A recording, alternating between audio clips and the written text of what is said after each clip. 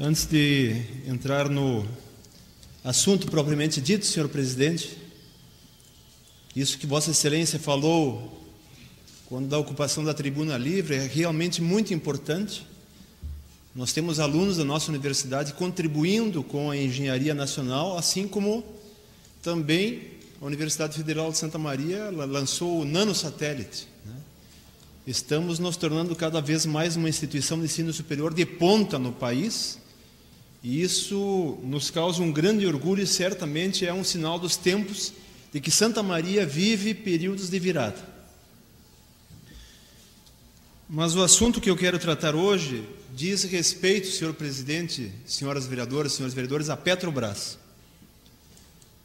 A Petrobras, ela é um símbolo nacional. Ela é um orgulho da nacionalidade. Ela é seguramente a nossa mais importante e a nossa mais estratégica empresa. Ela é uma empresa estratégica porque quem tem uma forma honesta de pensar não consegue conceber desenvolvimento nacional sem a Petrobras. E é muito importante rememorar nesse momento que a história do petróleo do Brasil não foi uma história fácil. Quando no Brasil começou-se a discutir essa questão do petróleo, os pessimistas de plantão, ou aqueles que tinham interesses antinacionais, diziam que não havia petróleo no Brasil. Foram-se anos a fio, décadas, e os patriotas brasileiros provaram que havia petróleo no Brasil.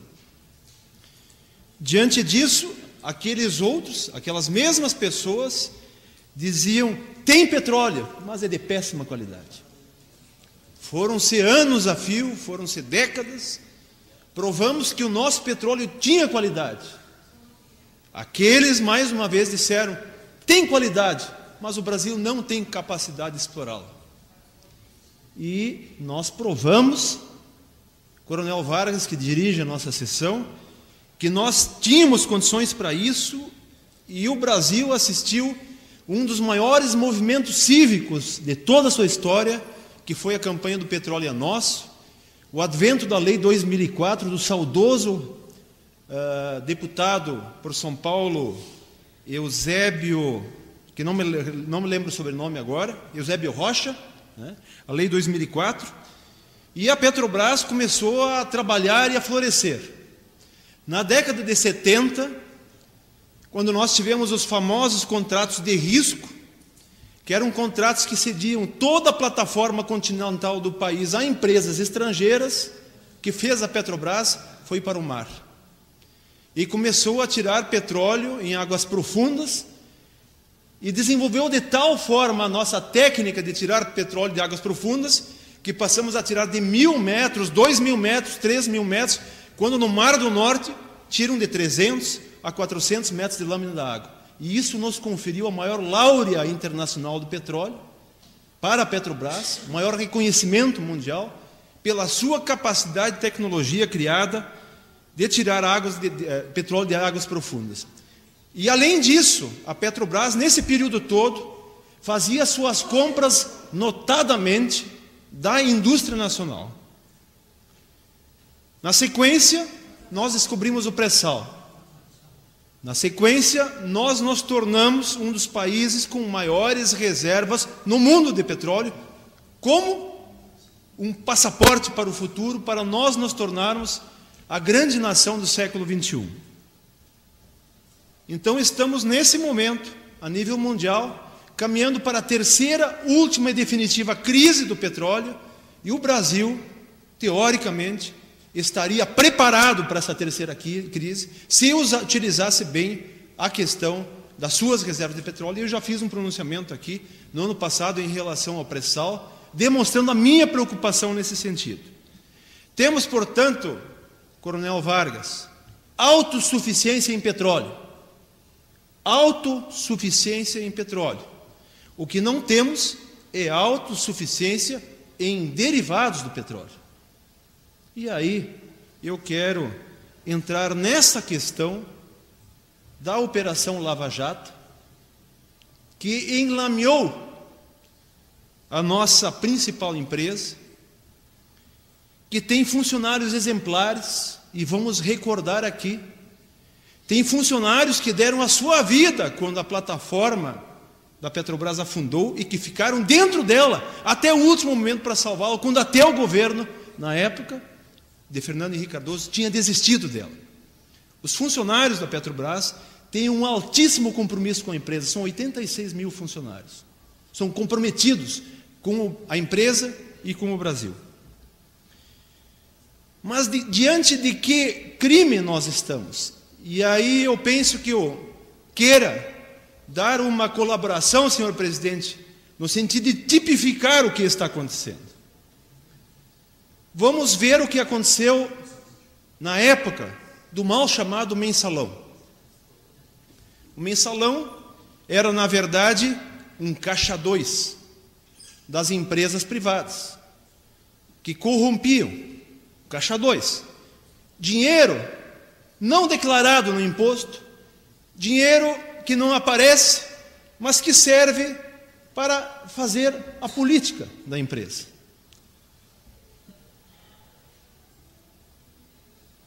As quantias do mensalão eram quantias ridículas, titica, comparadas com as quantias do Clube do Bilhão. Insignificante. Dinheiro privado para corromper políticos. Dinheiro privado para corromper políticos. Portanto, um caso para a Justiça Eleitoral, para a polícia, tão somente. O que está acontecendo nessa questão do Lava Jato, nessa questão da Petrobras? É um crime diferente. É um crime, senhor presidente, de lesa pátria. E é isso que nós precisamos compreender. Porque, na verdade, nós temos autossuficiência em petróleo, mas nós não temos capacidade de refino para prover o país de gasolina e outros derivados em quantidades para o seu consumo. E desta forma nós importamos gasolina. A Petrobras importa gasolina a preço mais alto que é revendido aqui dentro, dando-lhe um prejuízo de bilhões. De bilhões. Isso é o desmantelamento da nossa principal empresa. E na medida em que nós temos um esquema que eu qualificaria de monstruoso, em que tem um cartel de empresas que ganha todas as concorrências, porque tem lá a questão dos EPCistas, que é um pacote fechado, que só algumas empresas conseguem chegar, e o resto da engenharia nacional não consegue chegar, porque não consegue dar o pacote inteiro nas licitações. Esse cartel joga os preços nas nuvens e faz com que hajam obras infinitas com aditivos cada vez mais extorsivos, a tal modo de que a refinaria Abreu e Lima tenha 8 anos de postergação, e nós importando gasolina. Ou seja, com esse esquema, o povo brasileiro inteiro está pagando pela importação do combustível. Não é um empresário privado que tirou do seu bolso o caixa 2 e botou em cima da mesa do sujeito, não! Isso é um crime de lesa pátria. Ele é qualitativamente diferente. Ele é muito mais pesado, ele é muito mais lesivo contra a nossa principal empresa. E se arrasta, e se arrasta, e se arrasta. E nós não temos nenhuma dúvida, nem nenhum brasileiro mais tem dúvida que tem problema. Tanto lá que o sujeito, parece que foi o Barusco, disse, não, fazendo uma delação premiada, aí, etc. Tem um dinheirinho aqui em casa, 100 milhões de dólares, estou devolvendo. Ninharia, 100 milhões de dólares, 300 milhões de reais. Ninguém tem dúvida de que a coisa existe e que é séria. E aí, senhor presidente, o que é lamentável, profundamente lamentável, é o comportamento do Partido dos Trabalhadores no enfrentamento dessa questão. Porque o seu tesoureiro estava envolvido. Tem altos membros do partido, dentro da Petrobras, envolvidos. E tentam tapar o sol com a peneira. A ponto do ex-presidente Lula, numa reunião de desagravo, chegar a afirmar que vergonha a gente pode ter numa família de 86 mil quando um deles comete um erro, uma caca. Isso não foi um erro de um membro de 86 mil. Isto é um esquema montado na Petrobras. E aí, nessa mesma reunião, o presidente Lula, nosso ex-presidente Lula, afirma que, na verdade, o financiamento privado nas eleições tem que ser considerado como um crime inafiançável. Como se a reforma eleitoral tivesse alguma coisa a ver com isso. Como se o financiamento privado das eleições, e todos nós captamos dinheiro nas eleições, legal. Como se o financiamento privado obrigasse alguém a ser ladrão. Como se tivesse alguma coisa, uma coisa tivesse relação com a outra. O dinheiro que foi roubado da Petrobras não é financiamento privado de campanha. É assalto ao dinheiro público. É qualitativamente diferente. É crime de lesa pátria. E aí também não adianta remeter o olhar para o período tucano, que tem que ser investigado sim, mas que não serve como referência. Como se roubar, vereador César Guim, fosse normal. Não, mas eles também roubaram.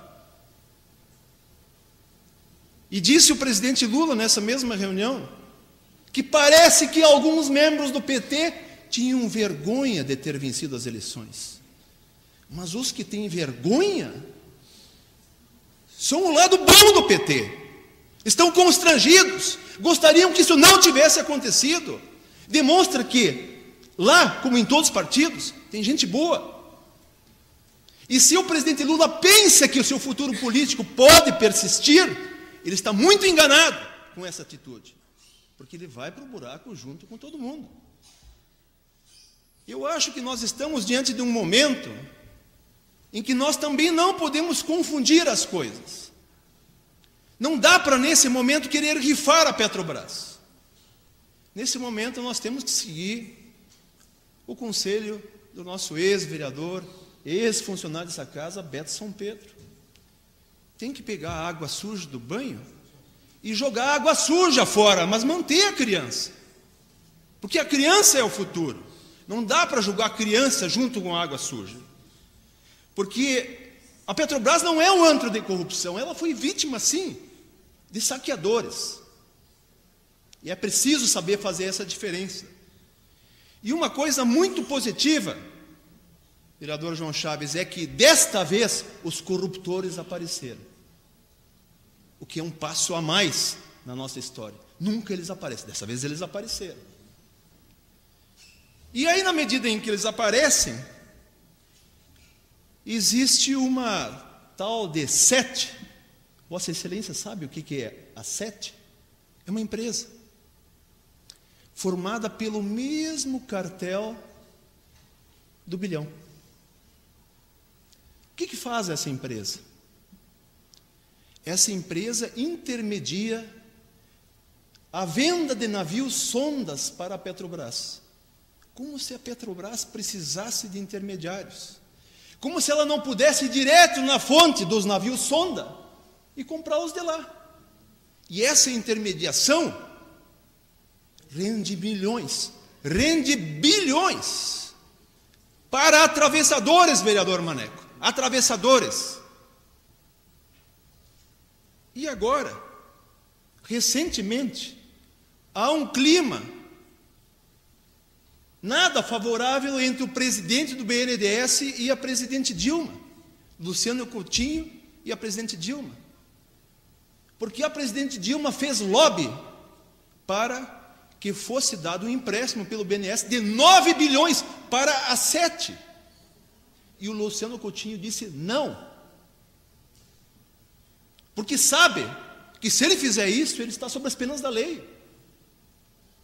Um bando de atravessadores que compram navios sondas para revender para a Petrobras. Não, eles não possuem um navio sonda. Um navio sonda. Faz parte desse mesmo esquema, que precisa ser desmascarado.